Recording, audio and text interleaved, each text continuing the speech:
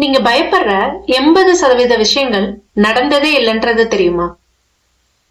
உங்க லைஃப்ல இப்படி ஆயிருமோ அப்படி ஆயிருமோன்ற பயப்படுற முக்காவாசியான விஷயங்கள் நடக்காமையே போயிருக்கும். நீங்க பயப்படுற அளவுக்கு அது ஒரு பெரிய விஷயமா கூட நடந்திருக்காது. ரொம்ப சாதாரணமா முடிஞ்சிருக்கும். ஆனா அந்த பயத்துல, அந்த டைம்ல நீங்க என்னென்ன இழந்திருப்பீங்க தெரியுமா? நிம்மதியை இழந்திருப்போம். உங்களுடைய நேரம், காலம், சந்தோஷம் இப்படின்னு சொல்லிக்கிட்டே போகலாம். நிறைய தருணங்களை நம்ம இழந்திருக்க வேண்டியதா இருக்கும். அது மட்டும் இல்லாம நம்மள சுத்தி இருக்கவங்களையும் ஒரு கஷ்டத்துக்குள்ளாக்கி, ஸ்ட்ரெஸ்ஸுக்குள்ளாக்கி, மன நிம்மதி இல்லாம அவங்களையும் நம்ம கஷ்டப்படுத்திருக்கோம். இது எல்லாத்துக்கான பதில் என்னன்னா அவேர்னஸ் இல்ல. எஸ், நம்மகிட்ட கொஞ்சம் அவேர்னஸ் இருந்தா இது எல்லாத்தையுமே மாத்தி அமைச்சிடலாம். நான் எப்பொழுதுமே நீங்க பாசிட்டிவா இருங்க, பாசிட்டிவ் தாட்டோடயே இருங்க அப்படின்லாம் சொல்லல.